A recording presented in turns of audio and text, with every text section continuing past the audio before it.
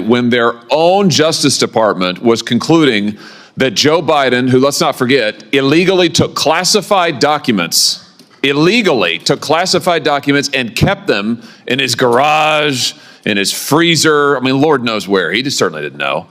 Their own Justice Department interviewed the guy and concluded he could not form the requisite mental state to stand trial. He did not have the mental ability to stand trial. And what did our Democrat colleagues say? Vice President Harris says, oh, no, the way that the Hur report characterized the president is so wrong. The president's demeanor is totally fine. Senator Smith, what the Hur said about the president not remembering his son's death, so unfair. Senator Kaine said this is grandstanding. Senator Fetterman said it's just cheap shots. You had other senators saying, Senator Ossoff in February of 2024, saying, and I quote, I found the president to be sharp, focused, impressive, formidable, and effective. In June 2024, Congressman Jeffries insists Biden was, and I'm quoting again, incredibly strong, forceful, and decisive. Where are they now? They don't want to answer for any of those quotes now.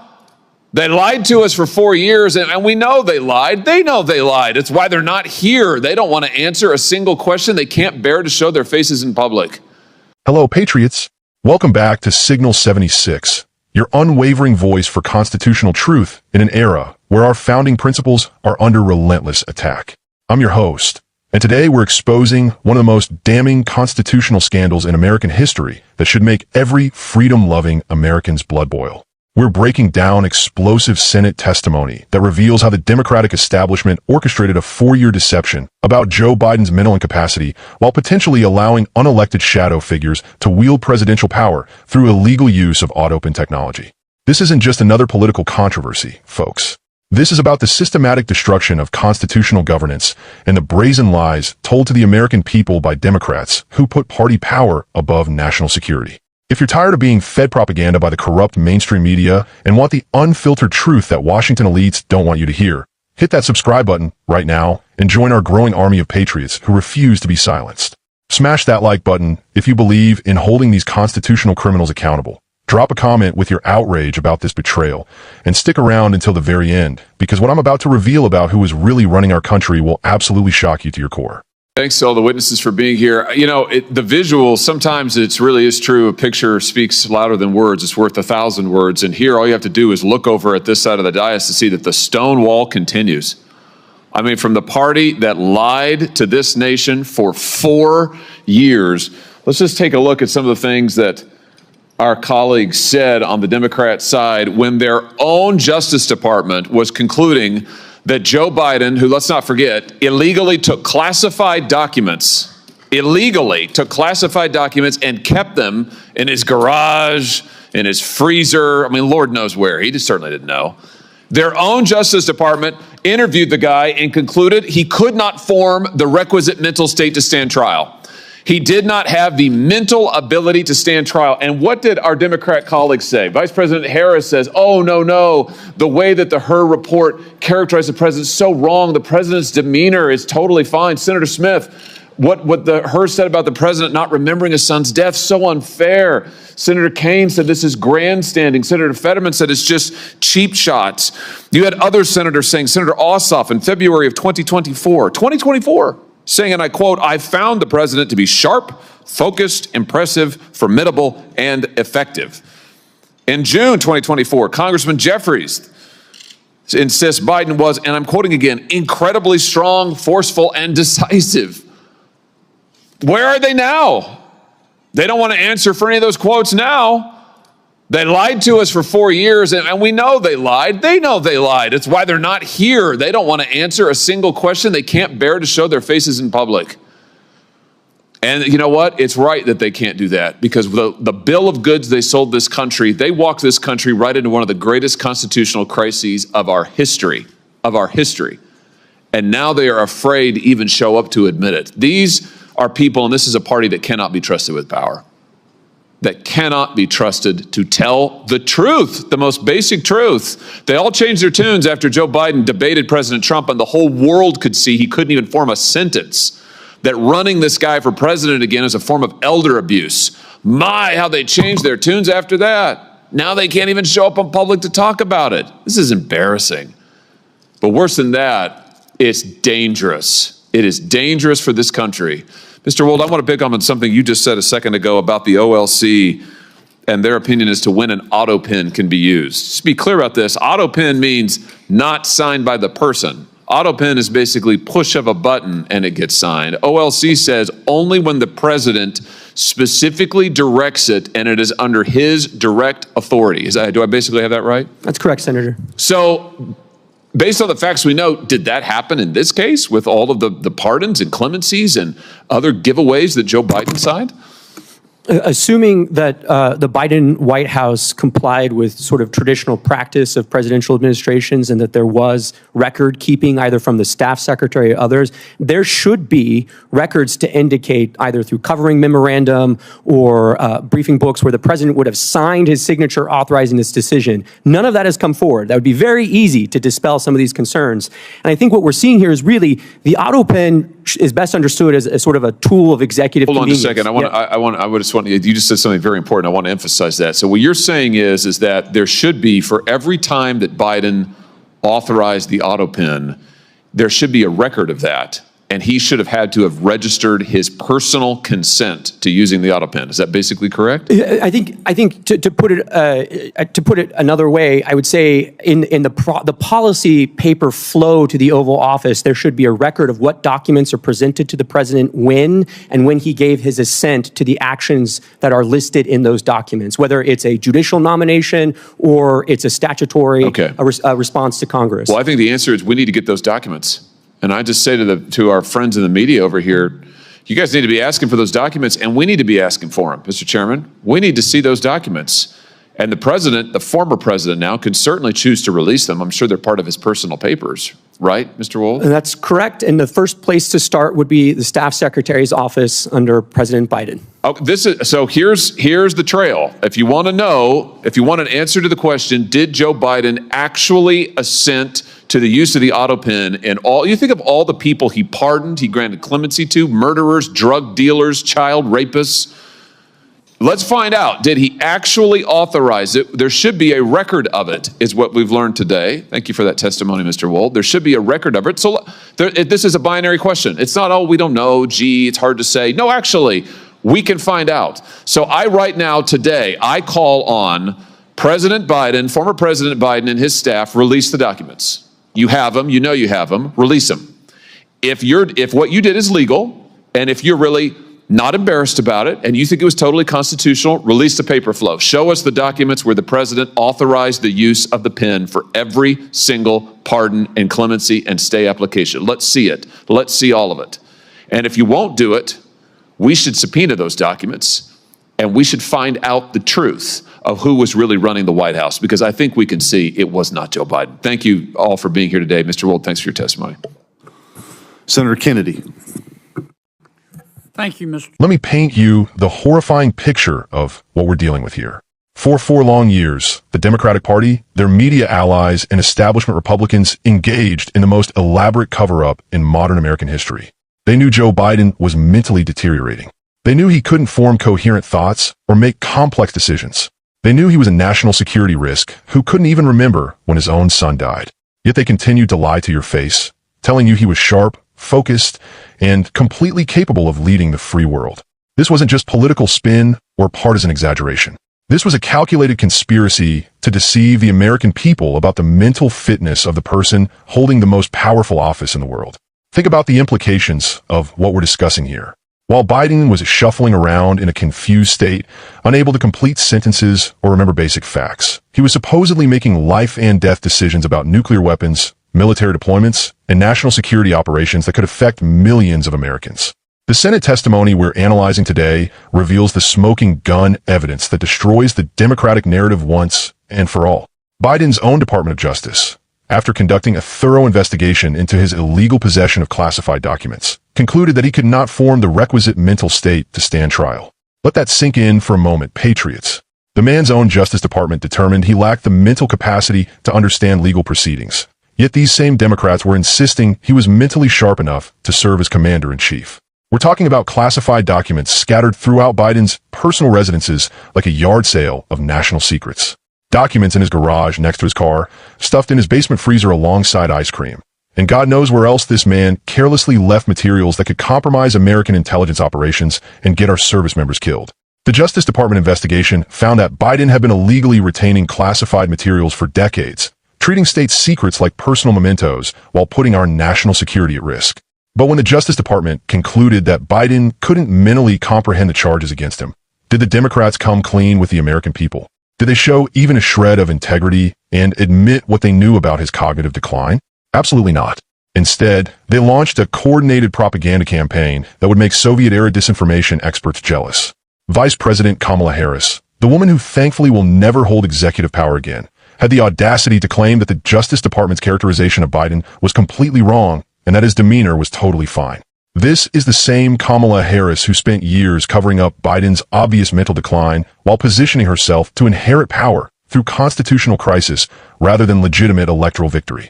Senator Amy Klobuchar called the Justice Department findings unfair, as if documented medical and psychological assessments were somehow partisan attacks. Senator Tim Kaine dismissed the entire investigation as grandstanding, completely ignoring the serious national security implications of having a mentally impaired president with access to classified information. Senator John Fetterman, and the irony here is absolutely stunning given his own obvious cognitive issues, called the findings cheap shots. But the most egregious lies came from senators who made specific, detailed claims about Biden's mental acuity that they knew were false. In February 2024, Senator Jon Ossoff declared Biden to be sharp, focused, impressive, formidable, and effective.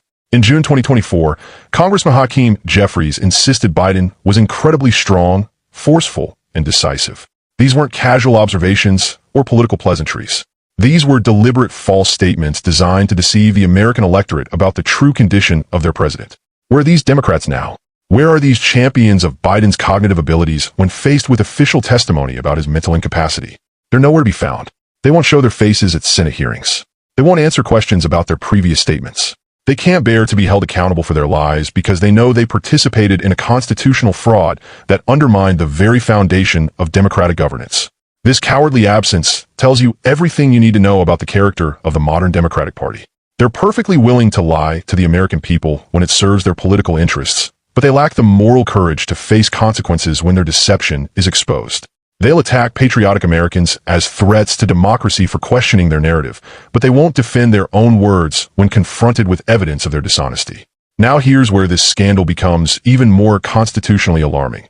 And this is the part that should terrify every American who believes in legitimate governance. We learned about something called Autopin technology, which is essentially a machine that can replicate the president's signature with the push of a button. This isn't some futuristic concept. This is technology that has been used in the White House for administrative convenience, but it comes with strict legal and constitutional limitations. According to Office of Legal Counsel guidelines, Autopin can only be used when the president specifically authorizes its use and when it operates under his direct authority. The president must personally consent to having his signature reproduced by machine, and there must be clear documentation of that authorization for every single use. This isn't optional or discretionary. This is a constitutional requirement that ensures the president maintains personal control over executive decisions.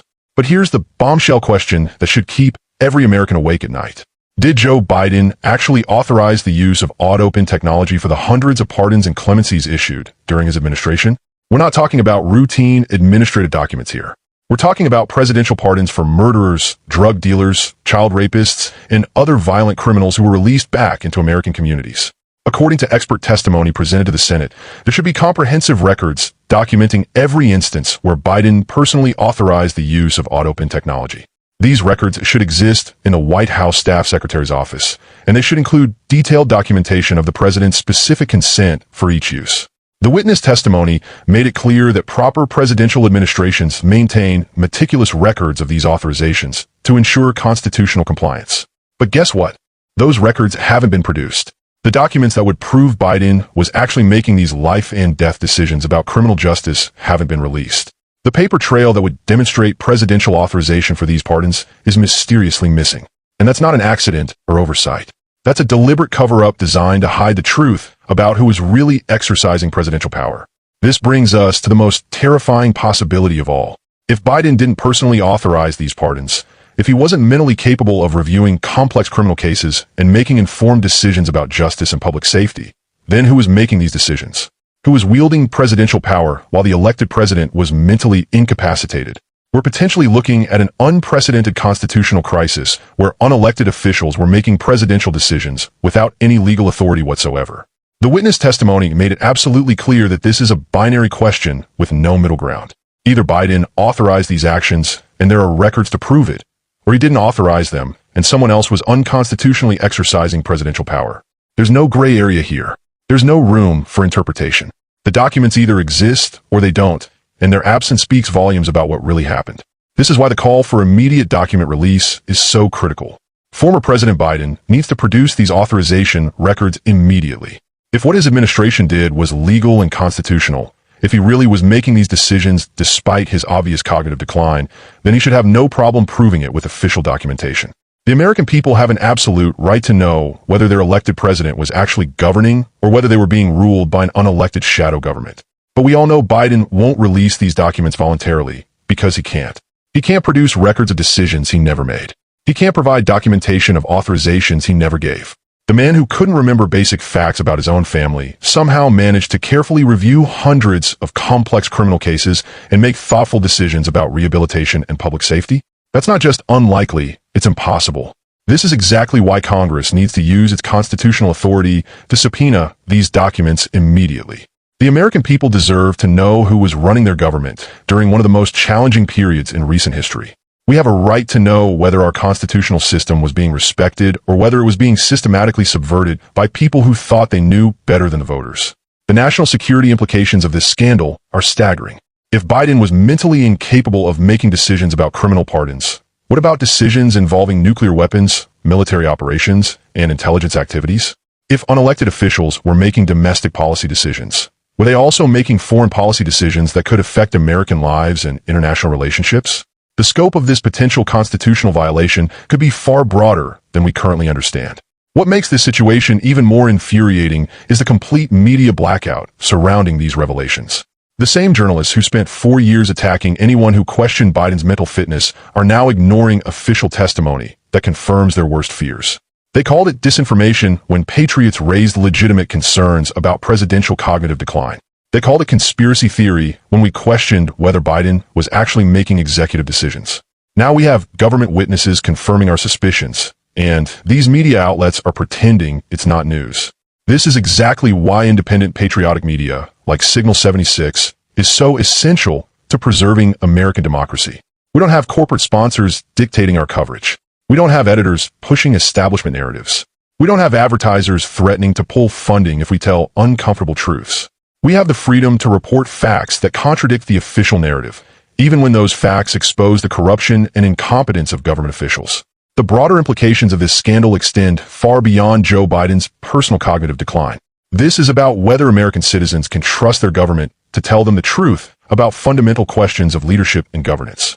This is about whether our constitutional system can survive when political parties prioritize power over principle and lies over accountability. Every American, regardless of political affiliation, should be demanding answers about this situation. If our elected officials are willing to lie about something as basic as presidential mental fitness, what else are they lying about? If they're willing to cover up constitutional violations involving presidential decision-making authority, what other violations are they hiding? If they're willing to allow unelected officials to wield presidential power, what does that say about their commitment to democratic governance? The Autopin technology revelation is particularly disturbing because it demonstrates how easily our constitutional system could be subverted by bad actors. If you can sign presidential documents with the push of a button, and if there's no proper oversight or documentation of when that technology is used, then you essentially have a system where anyone with access could be making presidential decisions without any accountability or transparency. This isn't theoretical speculation. This is the documented reality of what may have been happening in our government for 4 years. We potentially had a situation where the elected president was mentally incapacitated while unelected officials were making decisions that affected every American citizen. That's not democracy. That's not constitutional governance. That's an oligarchy masquerading as legitimate government. The fact that Democrats are refusing to defend their previous statements about Biden's mental acuity tells you everything you need to know about their confidence in their position. If they really believe their characterizations of his cognitive abilities were accurate, they would be front and center defending those statements with evidence and documentation. Instead, They're hiding from accountability while hoping this scandal disappears from public attention. But we're not going to let them hide. We're not going to let this constitutional crisis be swept under the rug by complicit media outlets and corrupt politicians.